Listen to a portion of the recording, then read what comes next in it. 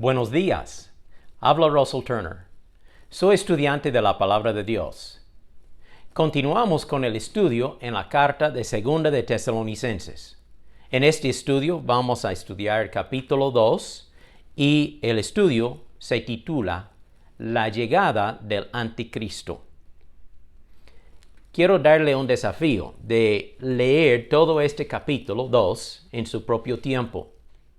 Para que el video no sea tan largo, no voy a leerlo ahora al principio, sino voy a hacer referencia a diferentes versículos mientras que vamos estudiando los puntos importantes de este estudio. Segunda de Tesalonicenses capítulo 2, la llegada del Anticristo.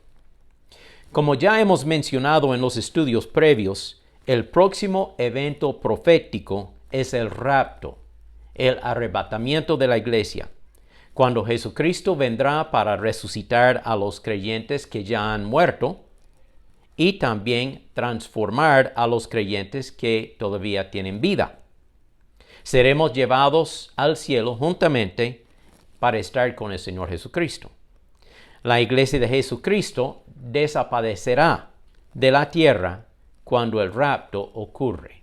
Toda la iglesia, el cuerpo de Cristo, todos los salvos desde Pentecostés hasta este evento, el rapto, serán llevados, tal como los resucitados y los vivos, todos que son creyentes en Cristo, que han recibido a Cristo por fe, serán llevados en el rapto. Quiero leer este pasaje en 1 de Tesalonicenses 4:13 para recordarnos de este evento. Hermanos, no queremos que ustedes se queden sin saber lo que pasará con los que ya han muerto, ni que se pongan tristes como los que no tienen esperanza. Así como creemos que Jesús murió y resucitó, así también Dios levantará con Jesús a los que murieron en él. Les decimos esto como una enseñanza del Señor. Nosotros, los que vivimos, los que habremos quedado hasta que el Señor venga, no nos adelantaremos a los que murieron, sino que el Señor mismo descenderá del cielo con voz de mando, con voz de arcángel y con trompeta de Dios, y los muertos en Cristo resucitarán primero. Luego nosotros, los que aún vivamos y hayamos quedado, seremos arrebatados juntamente con ellos en las nubes para recibir el Señor en el aire, y así estaremos con el Señor siempre. Bueno, después de nuestra ida al cielo, entonces el anticristo será revelado al mundo. Este hombre será empoderado por Satanás mismo. Este hombre de pecado está detenido todavía y no puede manifestarse hasta que este impedimento sea quitado. Creemos que esto se refiere al Espíritu Santo y su presencia en nosotros. Aquí estamos en la tierra, servimos como impedimento a la manifestación del anticristo porque el Espíritu Santo lo está deteniendo. Cada creyente en la iglesia de Jesucristo es la morada o el templo del Espíritu Santo. Pero nosotros seremos removidos de la tierra en el rapto. El Espíritu Santo no detendrá más la aparición del anticristo. Este líder poderoso gobernará el mundo por un tiempo de 7 años y este tiempo se llama la tribulación. Aquí en capítulo 2 de Tesalonicenses vamos a leer versículos 3 y 4. De ninguna manera se dejen engañar, porque ese día, o el día del Señor, no vendrá sin que antes venga la apostasía, o sea, la gran rebelión contra Dios, y se manifieste el hombre de pecado, es decir, el hijo de perdición. Estos son nombres para el anticristo, el cual se opone y se enfrenta a todo lo que se llama Dios o es objeto de culto. Llega al grado de sentarse en el templo de Dios y de ocupar su lugar, haciéndose pasar por Dios. Y esto ocurrirá en medio de la tribulación, en medio de estos 7 años. Después de los primeros 3 años y medio, luego el anticristo va a sentarse en el templo y por los últimos 3 años y medio, él va a requerir que todo el mundo le dé homenaje a él como si él fuera Dios.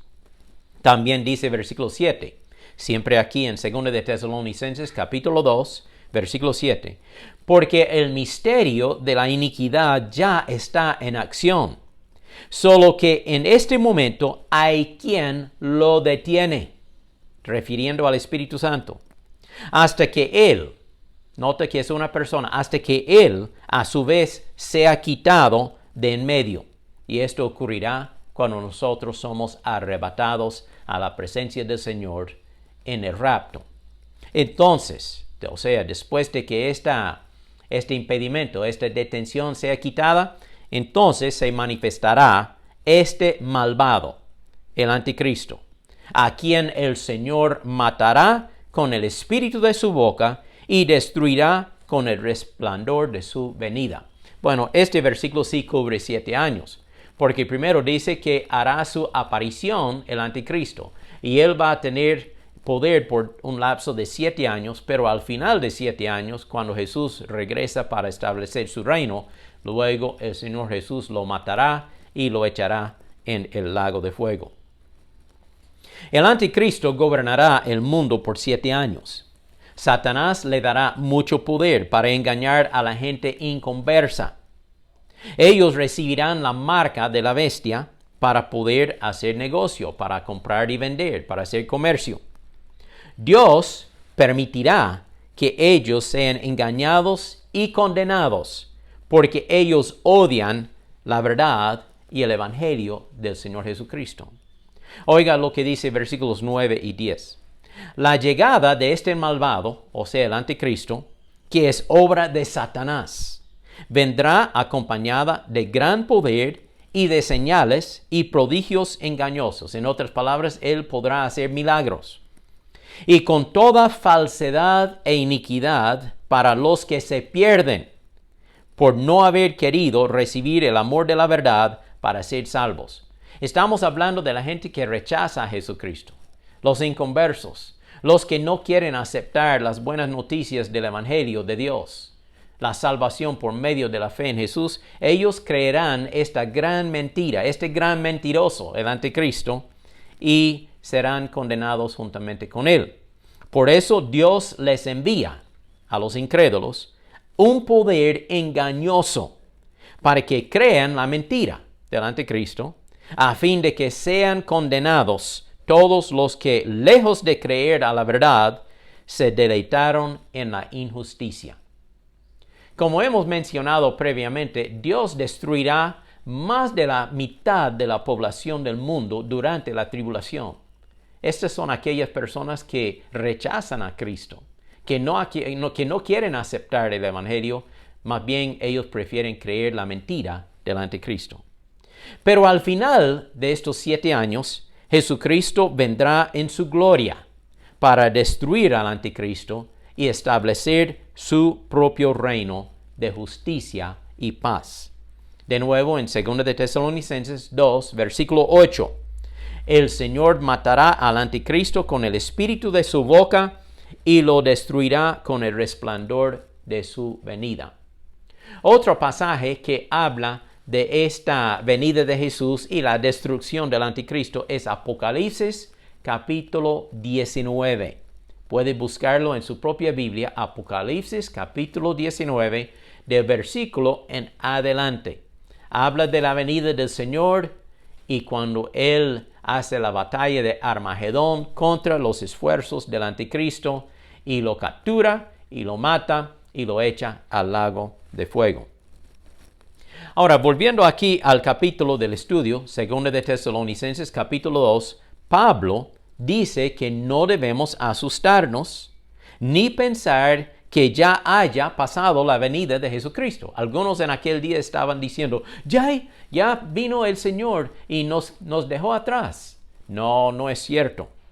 2 de Tesalonicenses 2:1 dice así: hermanos, con respecto a la venida de nuestro Señor Jesucristo y nuestra reunión con Él, le rogamos que no cambien fácilmente de manera de pensar.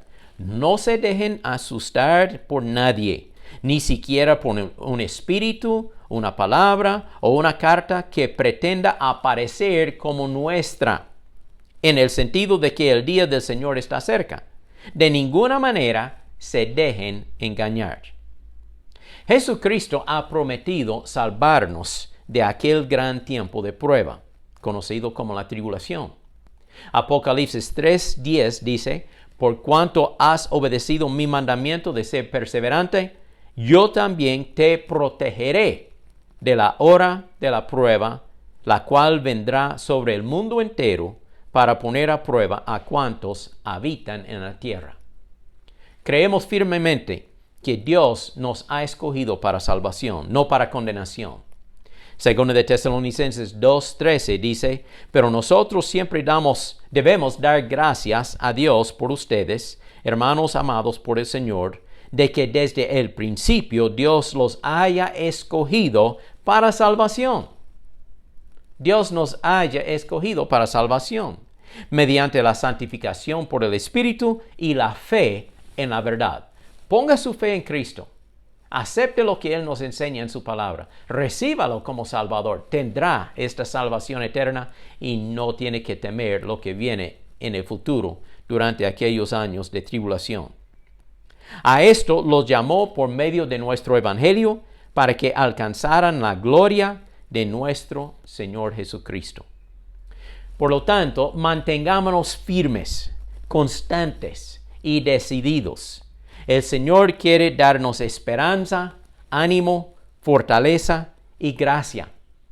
Versículo 15 dice, por lo tanto, hermanos, manténganse firmes y retengan la doctrina que personalmente y por carta les hemos enseñado, que nuestro Señor Jesucristo mismo y nuestro Padre y Dios, que nos amó y nos dio consuelo eterno y buena esperanza por gracia, les infunda ánimo en el corazón y los confirme en toda buena palabra y obra. Mantenga la mirada en nuestro Señor Jesucristo. No ponga la mirada en las olas picadas y el viento recio de las pruebas y las persecuciones y los malos tiempos, tal como hizo Pedro en aquella historia cuando él caminaba sobre el agua y empezó a hundirse porque él quitó la mirada de Jesús y puso la mirada en las olas. Pero el Señor Jesucristo le extendió la mano y lo salvó. Ponga sus ojos en Jesús, el autor de nuestra fe. Confíe en Él. Sigamos adelante en la fe y en amor y las buenas obras y servicio para nuestro Dios. Aunque el mundo vaya de mal en peor, aunque el mundo nos persiga, aunque haya guerras y hambres, el Señor nunca nos abandonará. Él nunca nos dejará. Él siempre está con nosotros. No tenga miedo del mundo, ni del anticristo, ni de la persecución contra el cristianismo. Más bien, confíe en el Señor Jesucristo. Gracias, Padre, por lo que hemos leído en tu palabra y que tenemos tan grandes promesas porque hemos puesto nuestra fe en ti. Cuídanos, Señor, y ayúdanos a servirte hasta el día que tú vengas para llevarnos a tu presencia. Y pido que muchas personas reciban a Jesucristo por fe en sus vidas para ser salvos de la condenación y recibir la vida eterna. En el nombre de Jesús. Amén. Gracias por compartir este estudio con nosotros. Compártalo con otros, con su propio aparato, su teléfono, su computadora, su iPad, para que otros puedan entender más de las verdades de la palabra de Dios.